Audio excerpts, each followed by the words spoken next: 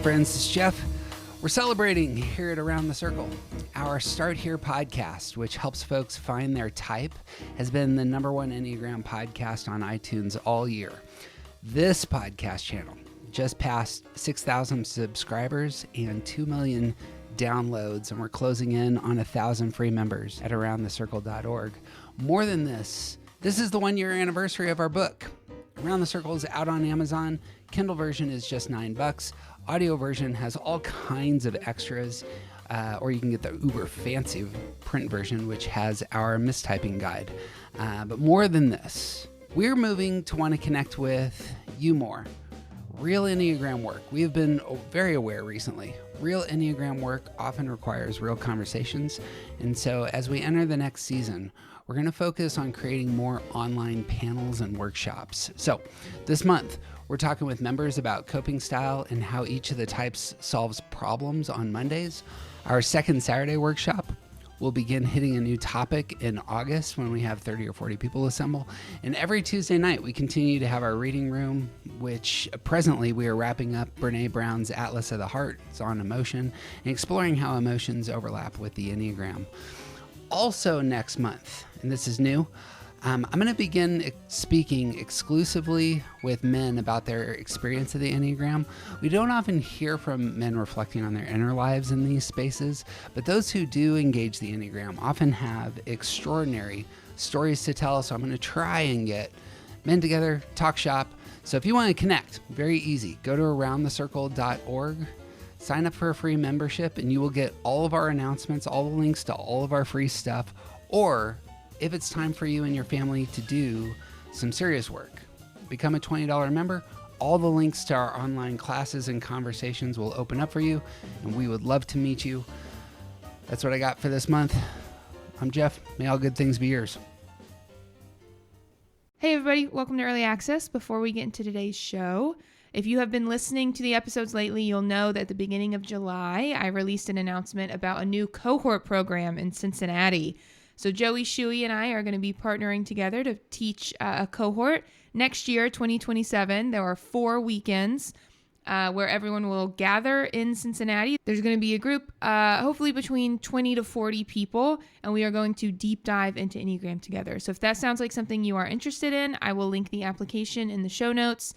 There will also be an FAQ there. If you have any questions, you can message me on Instagram. You can send me an email. I would love, love, love to see you there. If you are thinking about it, you should send the application in. You can always say no later. But we would love, love, love to have you. Thank you all for being here. I so appreciate everyone who opens these podcasts. Without further ado, let's get into today's episode. Welcome to Early Access. I'm Katie Whitlock. I am here with my friends Jeremy and BJ. It is lovely to see both of you again. Thanks for being here. Hi, yeah. Thanks for having us. Hey, how's it going? If anyone recognizes both of their voices, they have both been on the podcast before. They both did individual interviews with me back when I was doing those. So I'm very excited to see you both here again today. Thank you for coming back. Yeah. We are going to pretend like nobody has heard those other episodes, just in case people listening to this have not listened to those. So I'm going to have you introduce yourselves as if it's new. Jeremy, I'll start with you because you were on Early Access first. If you can introduce yourself. I appreciate that. Of course. Who you are, what you do, how you came into the Enneagram. Yep. Any slights against BJ that you want to include? Oh, don't give me permission for that. Don't give me permission to do that because this will be a very long show. I'm going second, so go for it. Yeah. My name is Jeremy, or a lot of people. BJ is one of the few people who still calls me Jeremy, but a lot of people know me as Remy. I am an Enneagram 4 Wing 5. I currently am a video editor, sort of freelance, but I also run sound for a local venue here in town and run an open mic here in town. I still do a lot of music-related things, even though I think when I was on the show last, I was tour managing and doing music myself, and I've stopped all of that, and I'm just doing the sound stuff right now. So that's kind of... Video is my day job, though. Fun. And can you tell people your short version of how you got into the Enneagram? It was your church, right? If I remember correctly. No, it was actually, and I guess kind of. It was I was married at the time, and my sister-in-law. Oh, yeah. So she worked for a company or an organization called Love Thy Neighborhood in Louisville, Kentucky. And part of their internship program is they take their interns through the Enneagram. And so she was really high on that at the time. And so she took me and my wife at the time, now ex-wife, through that. We took a exam, a pretty extensive one, and then got a bunch of info on what that means. And it was all pretty accurate to my upbringing and kind of how I interact with the world. And so it was through that. And then it kind of just followed me sort of under the radar for the last 10 years. So Cool. yeah. All right, BJ, go ahead. Hi, I'm BJ. So I am an Enneagram 2. I'm a drum set player. I was a percussion major in college, a music major. And I work for a music company here in town. We deal with schools and just, other kinds of musicians around the area. The way that I encountered the Enneagram was because of Jeremy, basically. And it wasn't a suggestion. He was basically like, if you don't do this, you're really dumb because you would learn a lot about yourself. That's a lie. That is how he talks about me a lot. Is that exactly what you said? That's pretty, a full-on lie. That was pretty close. At first, he was like, dude, you would really like this. And I was like, oh, okay. And he's like, don't be dismissive. You need to like it immediately. And because it was my idea. And so, no, I'm kidding. But that's, he introduced it to me through Sleeping at Last and a couple other, like he sent me some good tests. And I tested as a 2. And he was like, that makes sense. And I said, I don't know. There might be some stuff. And he was like, no, that's That's pretty correct. So, and Jeremy and I have been hanging out for years and years, talking about that sort of thing as well. So it's been almost my introduction to that. It's been it's like 8 years. Yeah. That's a long time. Yeah. So walk me through how you 7 or met. 8, yeah. I imagine it was something music related. I don't know if that's true. Yeah. Well, no, meeting wasn't. We ended up playing music together, and that was the whole point of us like getting together. I met Jeremy at a crawfish boil. And I was not in any condition to meet anybody or be around people at that crawfish boil. Like I had alcohol. And so my friend who I was there with was like, hey, there's this guy named Jeremy. And Jeremy's like sitting on the couch playing guitar, he seemed fine. I didn't know for sure. Based on your Derby own Day. judgment, he seemed fine. Yeah, so I, finished the evening, I guess if you could call it that, and then turns out like Jeremy was like, "Oh yeah, we should play in this band." Our mutual friend was playing bass for him already at the time, and so they needed a more routine drummer, and I showed up and never left, and I think that's really annoyed him that I haven't left yet. You're one of the only people who stuck around. So, yep. I have to be real honest. I don't want to get on a tangent, but I do not remember this crawfish boil. Had you also had alcohol, or it just? It was at Cole Newman's apartment. Oh, you were there at that one? Yeah, that's where I met you. Oh, wow. Okay. Yeah, see, my first memory of meeting you was at this it was called a Boys of Summer party at a bar where he was playing drums with the bass player that I knew. And he was, again, also incredibly drunk that night as well. But he wound up playing shirtless that night, and nobody asked for that. No one did. But so all of that was kind of a blur because we both met through this bass player guy who he had been playing with. And then, I was starting a band. I had just gotten out of the hospital. I recommend going back and listening if you can find my episode where I talk about that a lot. I don't want to get into all that. But I got out of the hospital and started trying to play music again.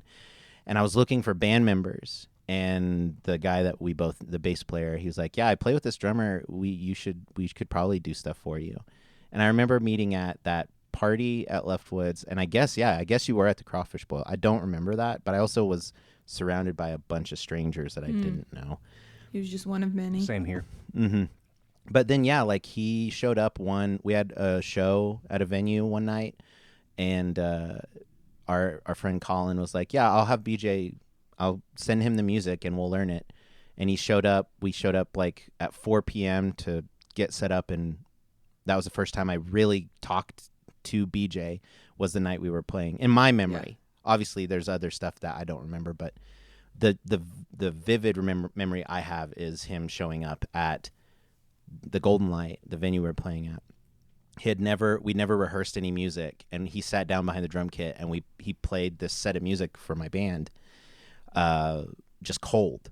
And after that, we just kind of kept doing the thing. He and I wound up talking about music and the similarities of the stuff that we came up listening to, and the world we came up in was pretty similar. And those are the earliest memories I have. So because this is a relationship podcast, talk to me. I'll just open it up. Talk to me about what kept y'all together. So you're a 4 and a 2 being friends. What is easy about that? What is good about those two numbers together? Nothing at all. Like in the strictest sense of like the numbers alone. Yeah, great podcast, guys. Thanks. Thanks for having us, Katie. We'll see you later. In the strictest sense of like the numbers themselves, like by definition, like there could be a lot of push and pull there. Sure. And I don't even know if we really have that though. Ours is pretty unique. I'm very thankful that Jeremy is an emotionally intelligent human being, especially as a dude. That's super cool. And I often look for that in male friendships because I haven't had very many that were. So, that's refreshing, and it often, kills any issues that we would have, that we can have conversations and spend time together. The easy things are that, like, if Jeremy and I sit down together at a place, I mean, we could be there for hours. When he first moved to, like, our town specifically, I used to live in a town about an hour away, and I would go see him there, but we would, I mean, we're going to sound ridiculous, but, like, we had this bar that we would go to all the time. And when I say all the time, I mean, like, maybe 4 nights a week. Right. Yeah. Maybe more. And sometimes we'd both be broke, and he'd call me after I got off work and go, you want to go up to the bar? And I'd go, well, I can't, I'm broke. And he'd go, well, I found $12 in my jacket. And we'd go, yeah. And we'd go there because beer was like $2. Yeah. And so we'd be there for like 6 hours. So it's not like we're getting trashed or anything. Right. We're just like sitting there being ridiculous in the corner. So, yeah, I mean, I don't think we ever really got tired of each other doing that either. It was just kind of a shared, like we both needed something, you know? Well, and I think what has been, because I think what you asked was what was easy. Did you ask what was easy? I asked what was easy and what was good. So if those are two separate things, easy and good, feel free to say.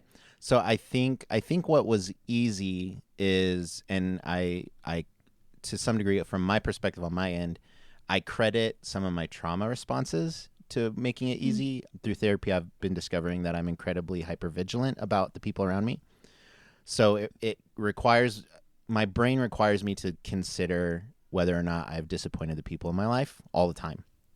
And so any inclination I would have to take advantage of BJ's helpfulness, most times, I'm not saying all the time because I know he would probably have instances where it has happened, but most times I'm also keenly worried that I am taking advantage of him, and I don't want to do that because of how much I care.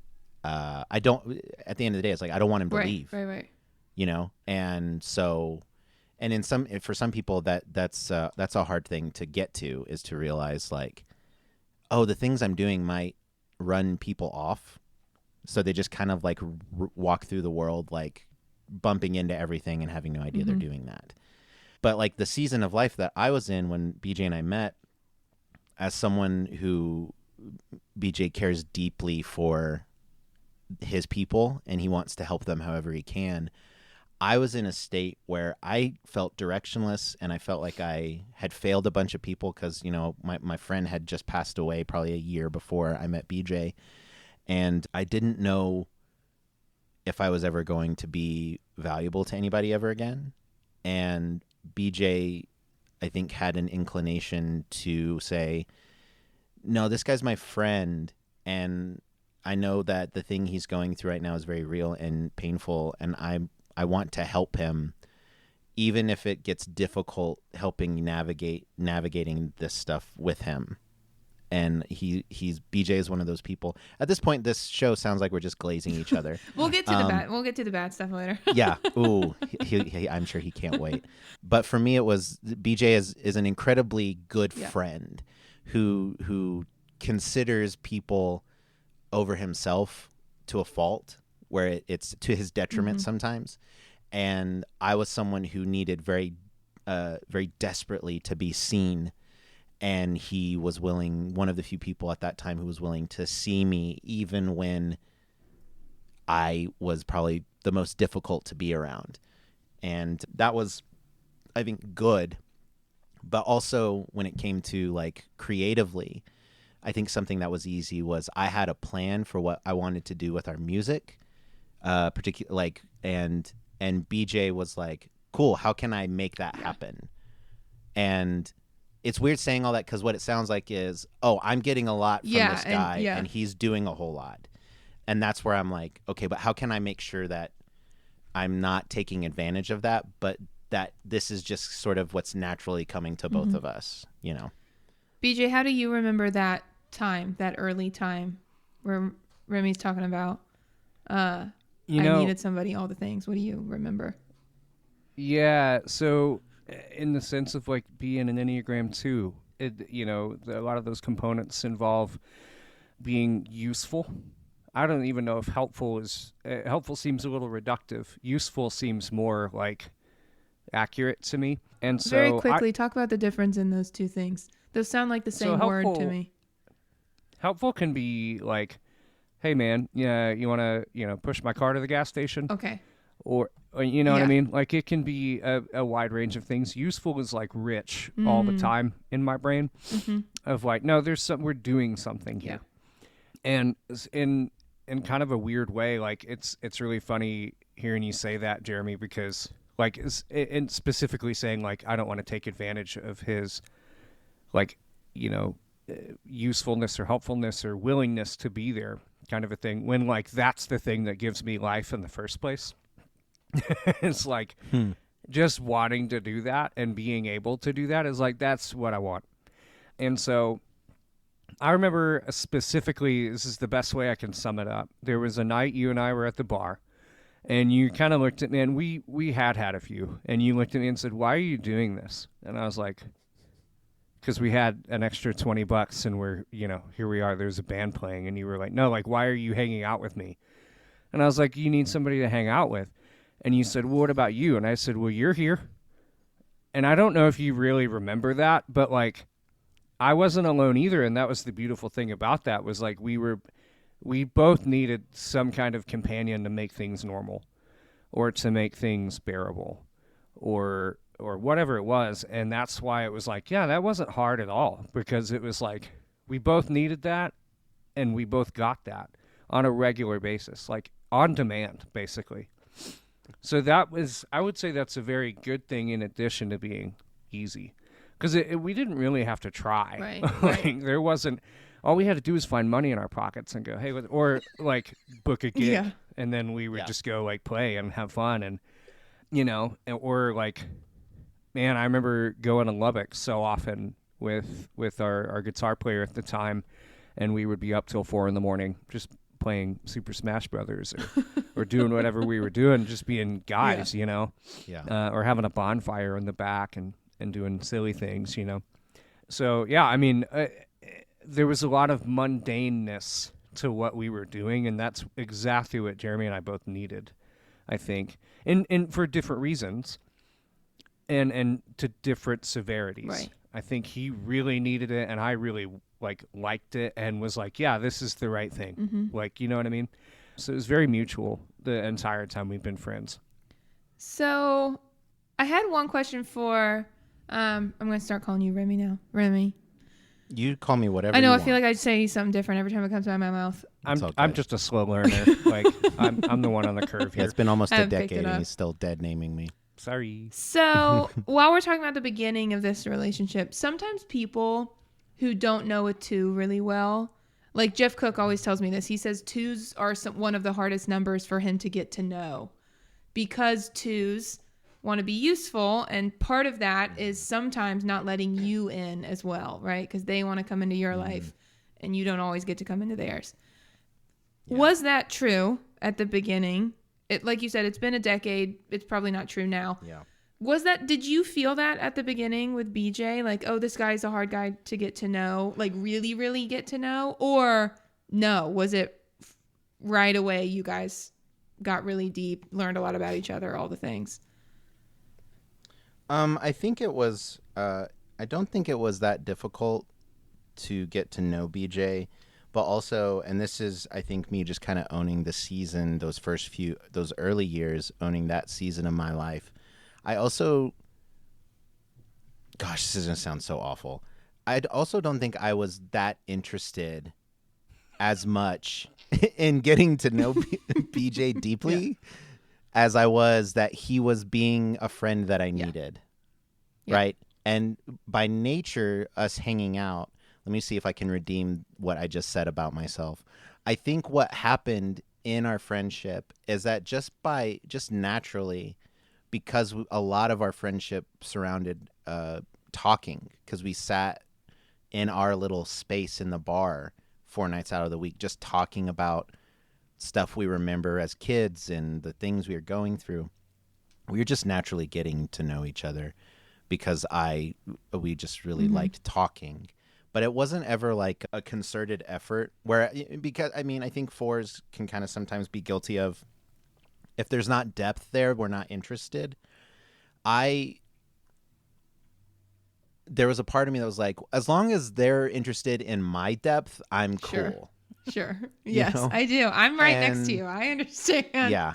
So there was part of it that was that, but also it was just like the nature of, we were both I think being in a band together, that lends itself to, well, we have this thing that we're doing together, so we're just going to be around each other anyway. And then our friendship was also happening. So there were opportunities to get to know each other. And then obviously over the years, usually, weirdly, what's so funny about BJ is BJ's attempts to be helpful and useful, some of those attempts are by using experiences of his own life as examples to help me understand something that he's trying to get me to grab a hold of. So I learned about him and the depth of who he is while he's trying to be helpful. He's like, hey, when you're going through this thing, let me tell you a story about like me and my dad when I was like 12. And that is how I sort of, while he's trying to be useful and helpful in my situation, whatever I need at that time, he's also opening himself up because he knows that is helpful. Right. I don't know if BJ would verbalize it that way, but that is what's happening usually. Do you have any comments, BJ, on any of that? Yeah, he's right. It was purely like I was more interested, and this is gonna make him sound really bad. I don't actually mean it that way, okay? He's right in that, like, he wasn't really looking for that, but for every good reason. I mean, he had just dealt with a lot of trauma, like not very long before I met him, and so that was honestly my magnet to him. And I think the catalyst for our friendship in the first place, which is really hilarious because he needed help. So I went, ooh, I do that. I can do that. And he went, oh, he wants to come here and like be involved. So his like, if I can say it this way, his ego was like neat, like cool. Sure. Someone's interested in like being around. And that was the magnet for both of us. It's like, yep, he's right. And so because of that, like, I think it was very organic, like he's saying. There wasn't, even with Jeremy, like I was learning about things about him that weren't part of, I mean, gosh, for like the first several months I knew him, it was like, I knew that something really awful had happened to him. I knew the details of that thing mostly. And I knew we were in a band together. Yeah. And I knew what kind of music he liked. And then everything evolved on top of that. Now I know a whole lot more about him than those things, obviously. Than I think most people would know too. It really did just kind of balloon that way. But I don't think we ever really had difficulty with that either. Everything just kind of came to us as we needed it. One of the things I really respect about twos, and I talked to this with my mom a lot, is that twos are really good at going through phases with their friends, I feel like. And I say that because I'm horrible at it. If I feel like a friend and I are in a bad phase, I'm like, it's over. And I'm done. Like, it's over and I'm done, right? Mm-hmm. But I so admire the twos in my life because they can look at someone and say, this is just a season for them. You know what I mean? Maybe our friendship is going to be this way for a little bit. And then maybe later it'll be different. Maybe later it'll be switched or whatever, right? It'll be different in some reason, in some capacity. BJ, is that, first of all, do you think that's true for you? And is that conscious for you? Or, I don't know, do you know any other way to be? I think through some, full disclosure, I had some really difficult, like, best friend male friendships growing up. Like 3 or 4 major friendships that I had that ran their course. I don't know another way to put that. And all 4 of them ended up, and like this is no discredit to that person each time. It really was like a logical, like, okay, that person's going that way. That's kind of where I've ended up, where I'm like, that's just where they want to go. Let them go there. And I think we talked about that in my episode a little bit too. But primarily, like, it would come from this place of like, I am useful to them or helpful to them or available to them. And then if that changed at all, they were like, oh, he is a jerk. Like, never mind. Like, I don't like him at all. Like, I can't believe he betrayed me. And it was like, whoa. And so for the longest time, I did have like a defense mechanism of like approaching more along the lines of like, oh, okay. Like, no, we're super done. Yeah, actually, that makes sense. Like, I don't care what you think now. And that's not really the case with Jeremy. It's even like if he and I have a disagreement, it's like in the back of my mind, I'm like, I'm sure we'll get it figured out. We just need to do that instead of a like, you know, what is this going to mean for the future? You know, it's more of like, okay, well, you know, there's not really, we have a much stronger foundation than those previous friendships that I had, I think. And just more mutual respect for each other because of what we've been able to do for each other. Yeah, he just made a face. I want everybody to know that. And I'm not going to describe the face either. Remy, what do you think about that? Do you also have that voice that's like, oh, this is, we're just it'll be fine? Or no, do you, no, not at all. What's your... No, my fear is always they're going to leave. This is confirmation that the things that I am and do are too much for people, and I have now given them the correct piece of information to give them the out to leave. Yes. Yeah. And there's been a lot of work in the last year of trying to get over that because, like we were saying before the show started, like BJ and I literally had what I'm telling people is like our first fight, and it really wasn't a fight, but it was like, there was just, like you're saying, there's like seasons that we go through, and BJ has been a lot better about being able to navigate those differences of seasons. BJ and I, our friendship, we were both single at the time, and now he's married, and I've been in this long-term relationship with my partner for about 4 years. And so that's changed our dynamic entirely. We don't play in a band together anymore. So like that's another avenue of us hanging out that doesn't happen. He and I have both kind of like not necessarily sobered up, but we're definitely not drinking near as much as we used to in our, late 20s, early 30s.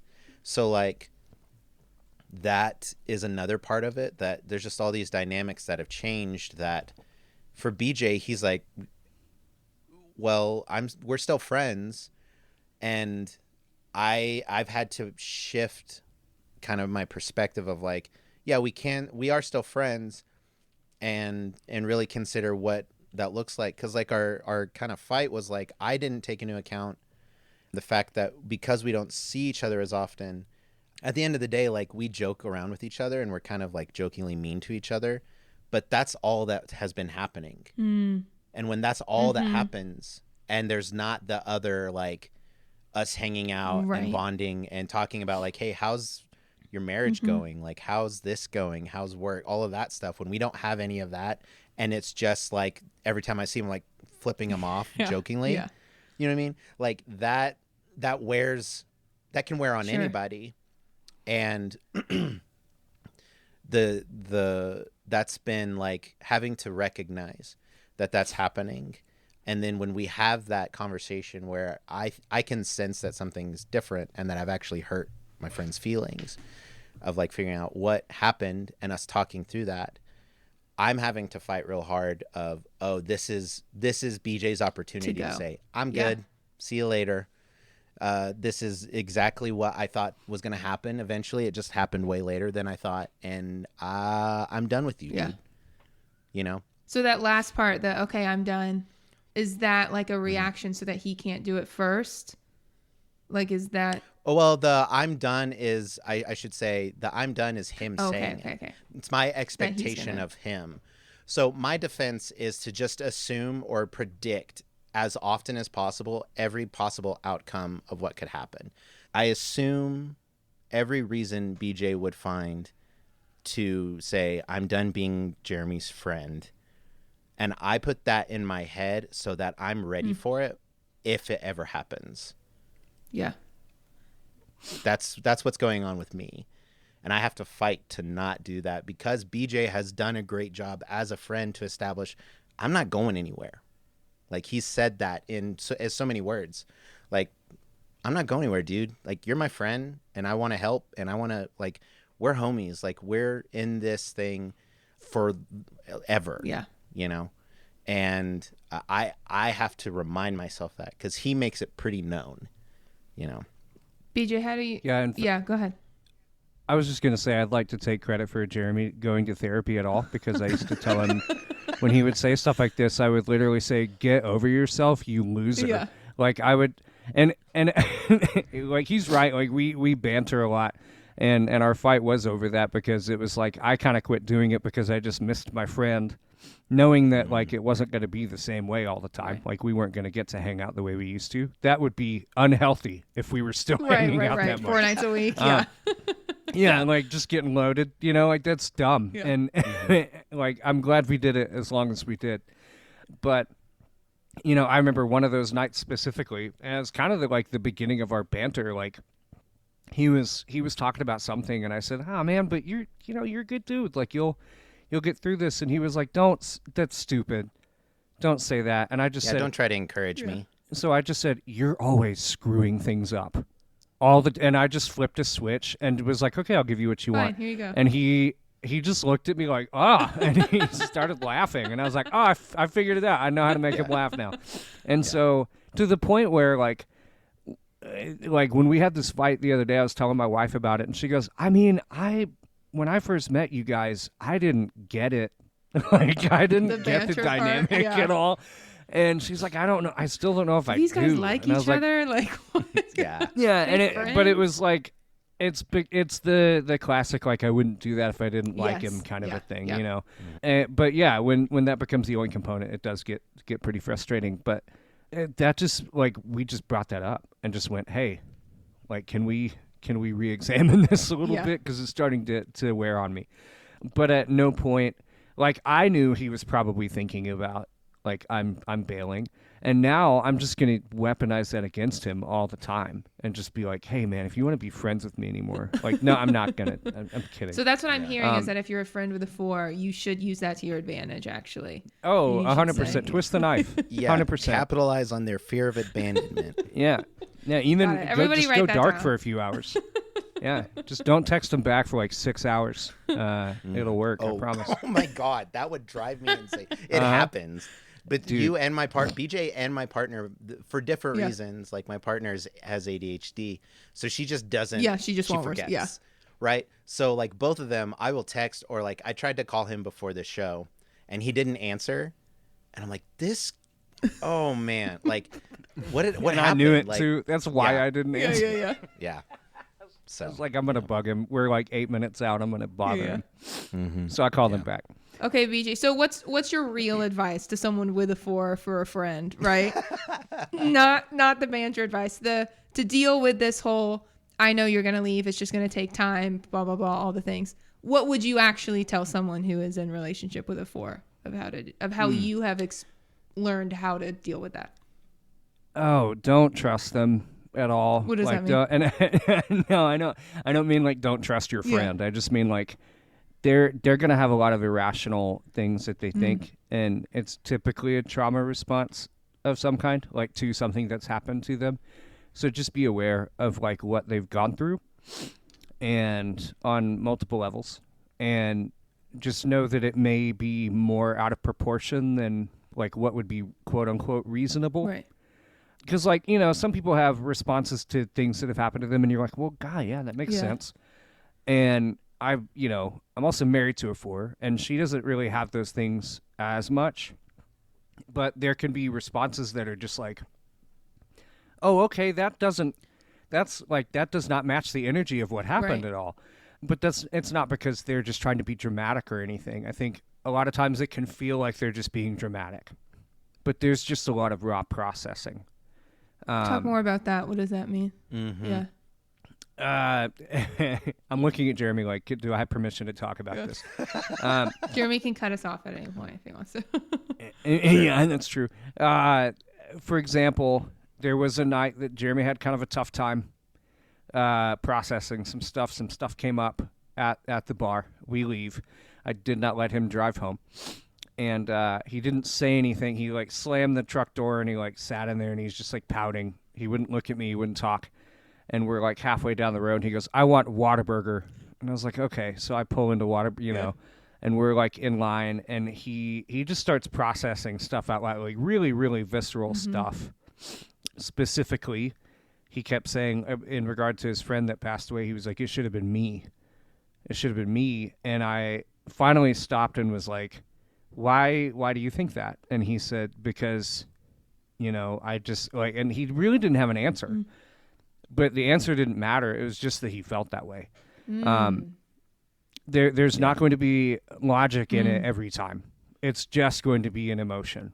So, and I use the word lightly, but if you're treating an emotion, like you're not medically treating it, but if you're, if you're treating like the logic behind the emotion, that's not a thing. Just look at how they're feeling and be there for that. You don't have to match their energy. You don't have to, commiserate even.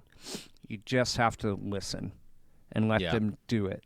And I'm not saying like I fixed my friend or anything like that. It was purely just like, I don't think that he would have really been able to process that healthily if he didn't have somebody to just sit there and take it.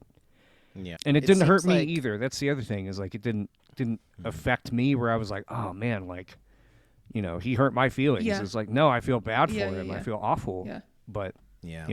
that was the extent. Well, and I think it seems like I hate generalizing 4s because I think it drives us crazy. But I do think that to a degree, I think everybody has like a nerve that is like our feelings towards things. And I think for 4s, a lot of times that nerve is much more exposed. Yes. Yeah. So like a really like visceral, like physical example for me, I have a tooth that's broken in the back of my mouth. And so there's a lot of exposed nerves in there. And so if cold gets to it, or if it just sometimes will hurt, sometimes like the response is like, you want to like hit it, any sort of thing to just kind of like counter the feeling that's already happening. And I think sometimes that's what's happening whenever a 4 kind of has at the risk of sounding cliche, like a big feeling about something. It's because our nerves sometimes are more exposed than others.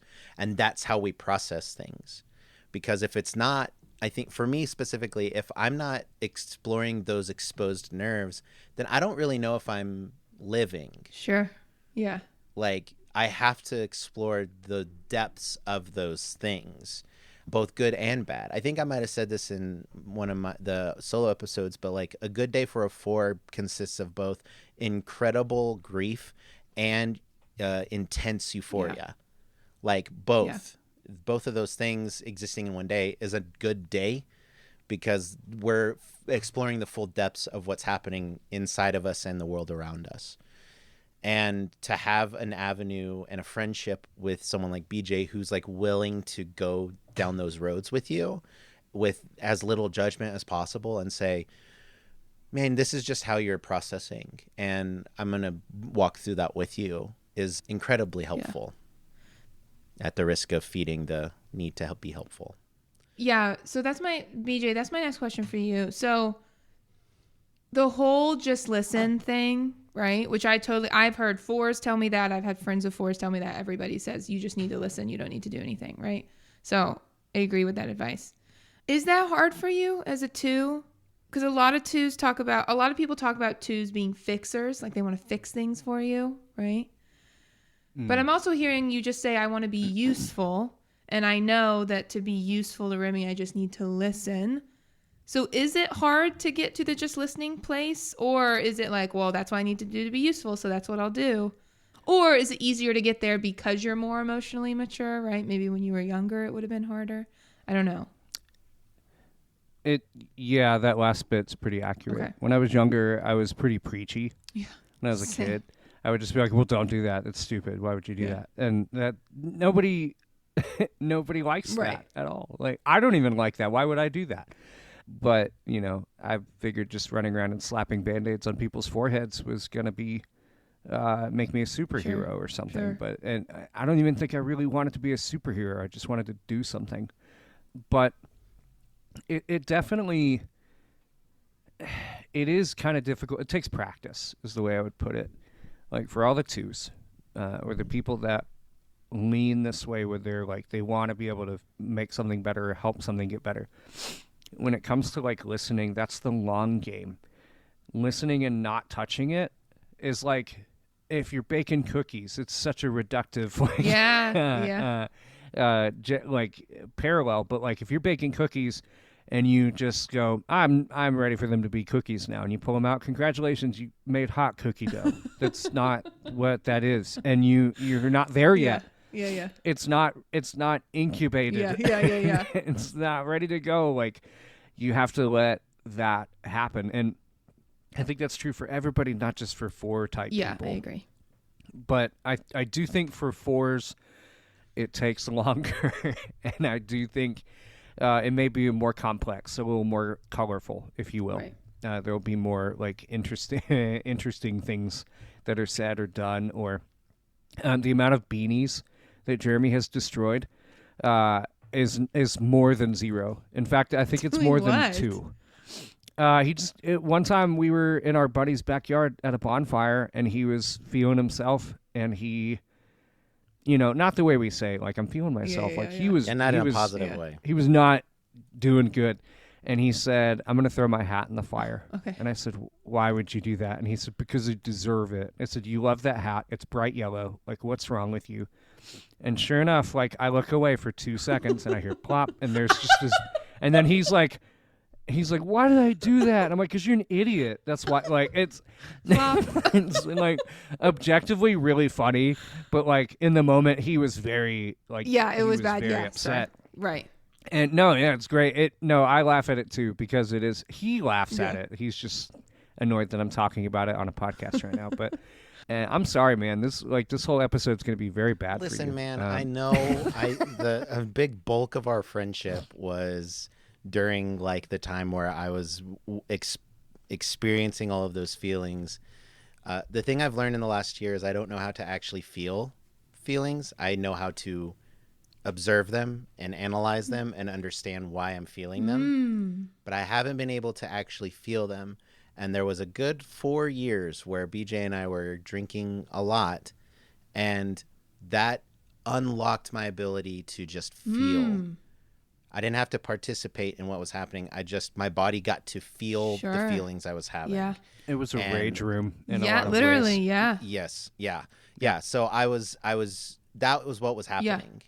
And so, of course, like, I'm going to try to do things that were like external expressions of what I was feeling internally. Fortunately, it was all self-harming in those ways, but like that, I think that was the fact that we have maintained our friendship this long. That's been helpful for me to kind of look back and reflect and say, okay, if BJ has been able to be my friend when I'm throwing hats in the fire like a moron, I think that he's not going anywhere. Yeah. Just one last thing about that too, like as far as the need to fix, we're in a season right now as friends where he doesn't have a lot of things to fix. It's the best part of our friendship. I do believe that he is open face laughing right now too. Now, and that's not to say like the previous part where he had a lot going on like sucked. Right. And it's not that he doesn't have anything going on. It's that like I've watched him cope, and I'm not grading him on that scale of how he coped, because I will probably have something that I have to cope with at some point, and I'm not gonna look great or act right, or it's messy. All the things, yeah. And it's a lot less messy now. He's gotten a lot of help. He has a great partner now. Like he's doing a bunch of different stuff that's a lot healthier for him. In fact, when he and I, mainly him, because he was kind of the brainchild of our band, obviously, like he wrote everything. I just played drums. But when he hung that project up, because he was like, a lot of these songs were about those really traumatic parts of my life, and I just don't feel like, I feel disingenuous still singing about them, because I've kind of processed all of that, and he kind of let that go. Like most mature thing I've seen him do. I hate it because I miss playing music with him a lot. I'm sure we'll figure something out. It was never the goal to like hang on to that forever, but getting to watch him like make that important call, because it was not easy for him to do at all. And it wasn't easy for me to say, call it good on that project either, but it was the right thing to do for him emotionally. And I even tried to talk him out of it just to like see if I could, and I couldn't, because he was very wistful about it, and I left that conversation being like, that is so funny. Like he it's almost like he just is mad that he's still holding on to it. Yeah. That's a beautiful thing. And that's why I say, like, play the long game. It's not a game, but like if you are there for somebody who is really struggling with a lot of really deep, real issues, there isn't much else you can do other than just show up and just be a person. And like, it makes me sound like some kind of crazy, like, great friend. It's not. It's just like you make a choice to just show up and do that. And it wasn't a very hard choice to make, because he's a lot of fun. And I don't know.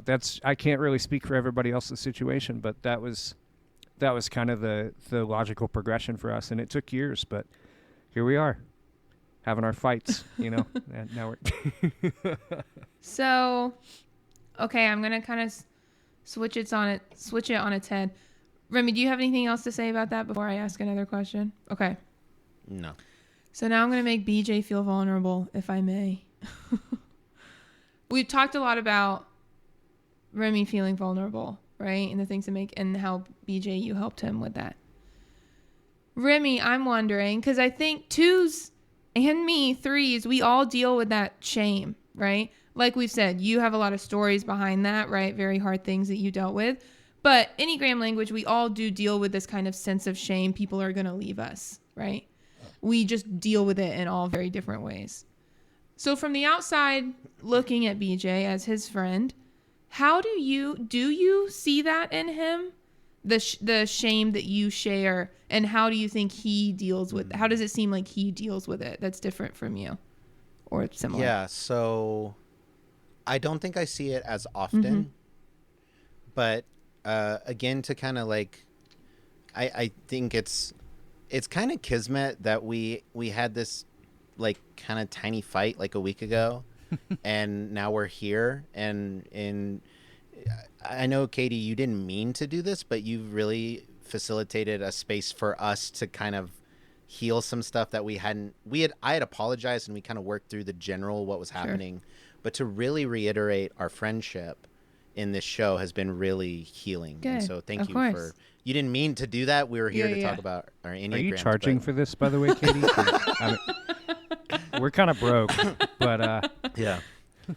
But to answer the question, like in this particular instance, the shame that when there's shame in BJ, from what I've seen, it's usually when it's when his needs or feelings get in the way of helping the people he cares about. Like that's where at least what comes to mind at first is I see it more evidently, because for him, when we were having this conversation and he's like, hey, the way you've been treating me lately has been hurting my feelings. And then he followed that up with like, and I feel stupid that it affects me. Yeah. Right. And I think that's when his own needs get in the way, of him being able to be helpful. That's when I see it most evidently. And, it's one of those where it's like, well, you don't. Yeah, that's really all I could try to. No, I think that's great. Pontificate beyond that, but that's really where I see it. Just the line of it's when his own needs get in the way of being useful. I thought that was great. BJ, what are your thoughts on that? Do you agree? And if you agree, I want to know, why does that trigger shame for you specifically? I feel like the people I've met who are similar to me, like in their, I don't know, just the way they process stuff and think about things, we're all, I'm not going to say we're secretly like egotistical, but there is an element of that. There's like a self-focus for sure. Yeah, and not like a selfish thing, but like if I'm going to leave my mark on the world, I want to be invincible. Sure, yeah. And we're just not, and that's the trick to learning that, is like, okay, like I'm going to have my limits, and I'm going to have the things that upset me, and the best way to find those things too is to just look at yourself as if you're somebody else, and kind of analyze yourself as if you were listening to somebody else, which sounds crazy being that introspective, but I definitely, like, when my weaknesses are exposed, that's when I'm like, I should not be having this problem right now. Because I'm not the one who has this problem. The other people are the crazy people that have the problems, and I'm not. Like, I want to be the reliable, unwavering, unbending person. And everybody else can have all the problems. That's fine. It's because I am not equipped to help myself, right? Yeah. And so when that happens, I'm like, well, now what do I do? Find another me? That's crazy. No, and that's the beauty of it, is the healing comes from if you're feeling a certain type of way, if you're feeling vulnerable, like the healing comes from like just trusting another person with that. And that's what I did with Jeremy, is I just told him how I was feeling about it, knowing like the logical, like, I know this man was like, I know he's going to feel bad. Right. Like, that's not the goal, but I know he's going to, like, I know how he's going to respond to this. He's not going to double down if he knows that this is a real thing that I'm feeling. And he didn't. He did exactly what I thought he would, which is like, oh man, that's not what I'm trying to do. Right. And immediate resolution, where it was like, I knew that, I just needed to know, and I needed you to know, that sort of a thing. I mean, and I think in psychology, like we typically project more than we receive.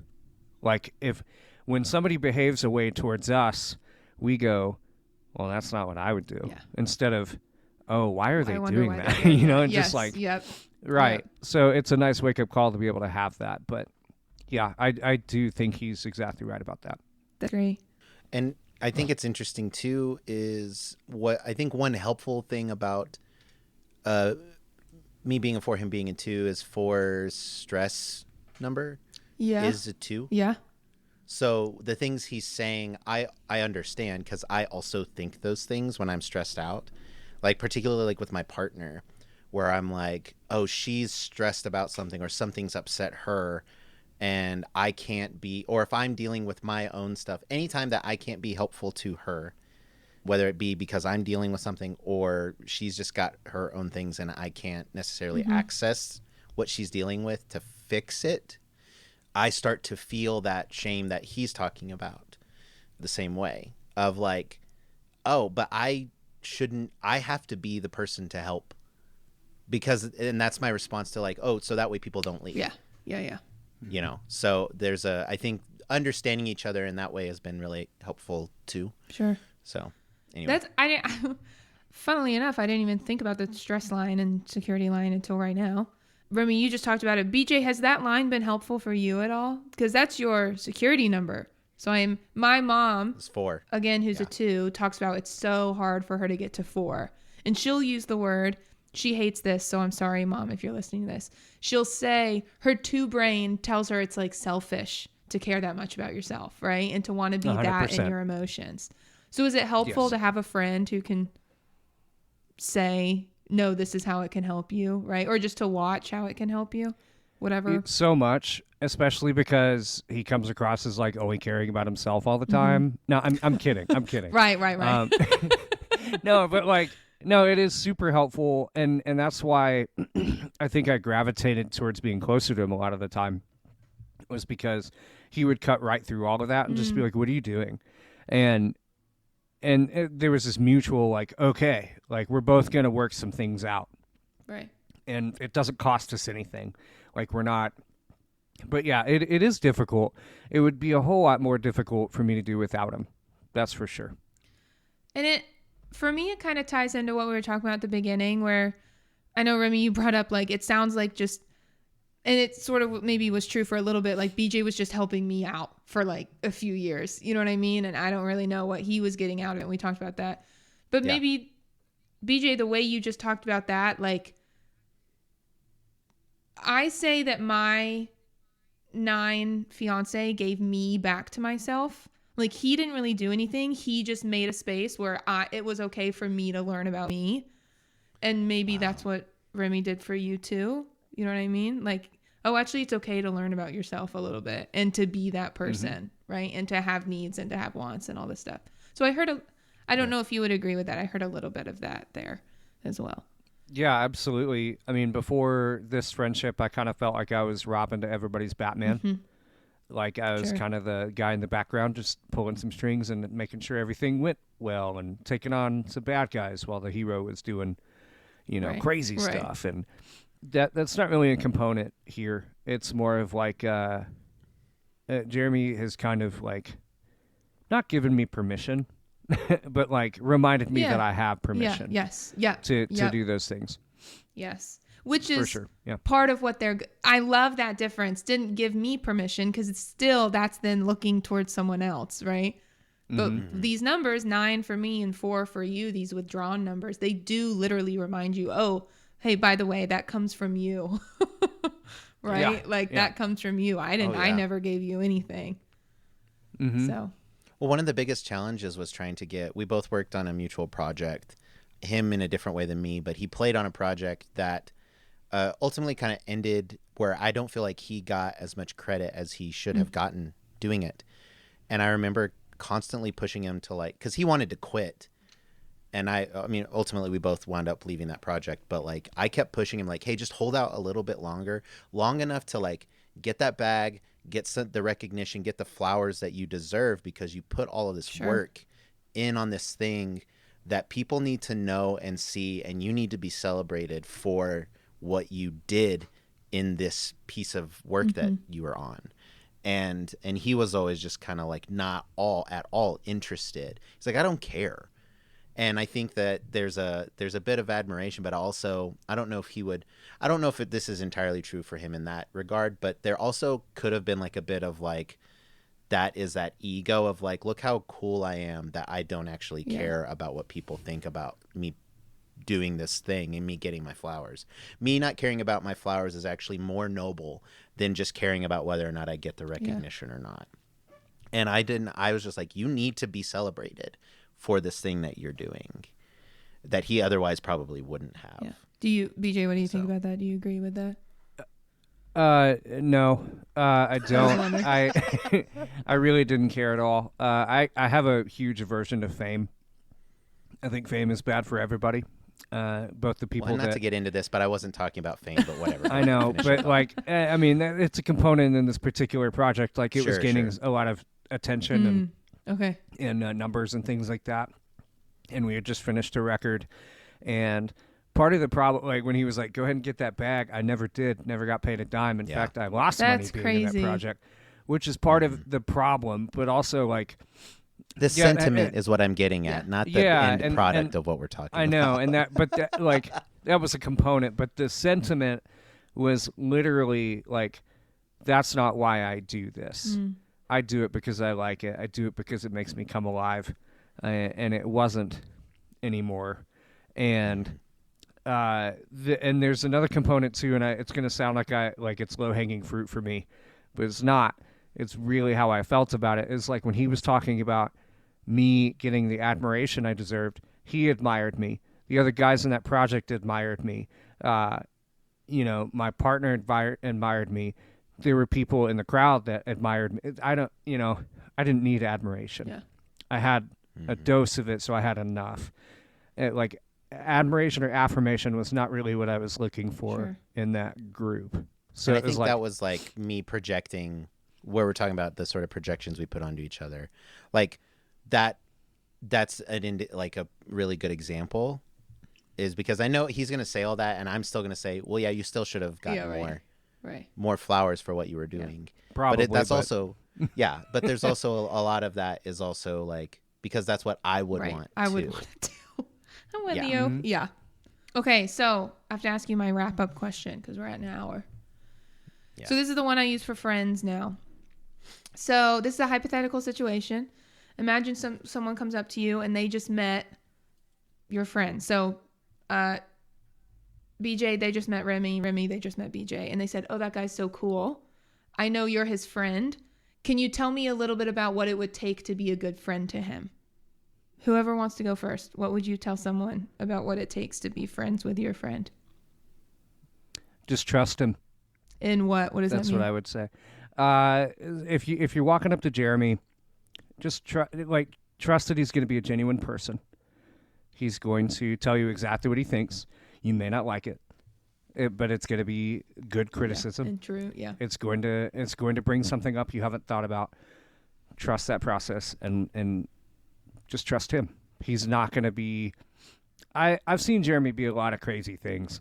I've never seen him be vindictive unless it's against artificial intelligence. Word. Like, dude, he really hates AI. And so do I. We both do. Word. It's dumb and counterfeit, but we're not going to get on that Did you soapbox. see what the Pope just came out with, by the way? Crazy. Yeah, for real. Made me want to Yeah, convert. literally. But yeah, he's going to be really genuine with you. You just trust him. Mm-hmm. Like it can seem really disingenuous in the world today when somebody's just that genuinely like, oh, what do you like? He does this thing at the open mic that he hosts. He'll go, "What's your favorite thing right now?" And like it's crowd work, but he does that. And when people are like, "Oh, that's a cool crowd work trick," I'm like, "No, I think he actually just really He wants just to know is that." actually interested, yeah. It just works out that he gets to ask everybody in the room whether they want him to or Right. not, and it's really fun because of that. But I did steal that from someone, but yes. But it works. Yeah. You would have stolen 9 other things if they would have worked better for you, but that one works for you. Yeah. Yeah. You know? But yeah, that's what I would say. That's great. All right, Remy, your turn. I don't agree with any of that, but okay. That's why I said it. No. Man, how do I be a good friend to BJ? He's still trying to work that out. He's not really sure. Give Well- us the so far. Yeah. I mean, that's I'm been kidding. the challenge, is like, I think the best way that I know how to be a good friend to BJ, and what I would tell other people, is to be aware of how much he's giving to you. Mm-hmm. And to be mindful and to not take advantage of that, but to really, really like stop and observe what it is that this guy is willing to give to you as a friend, and know that it's very, very rare that someone can be as good of a friend, no matter the circumstance. Like BJ is one of those people who will. There's a bit of loyalty to his people. Yeah. And it's not like this blind loyalty. It's he just sees the value in the people around him. And the last thing you want to do as his friend is to take that for granted or to ignore it, but to actually approach all of your interactions as much as possible in the light of, this man is giving me more than any other friend would ever give to me. And so there's like, I guess I would say approach, if you want to be a good friend with BJ, would be to approach hit the friendship with as much gratitude as your heart can have for the kind of friend that he is. And to listen. I mean, I think it's both for both of us, is to listen and trust what they're saying. Because for BJ, outside of the feeling of being useful, BJ doesn't have a lot to gain by being my friend or saying the things that he says to me. So why would he lie? What does he gain by lying to me? Right? So, yeah, I think it's the best way to approach a friendship with BJ is to approach it with the deepest level of gratitude that your heart can muster. I think that's great.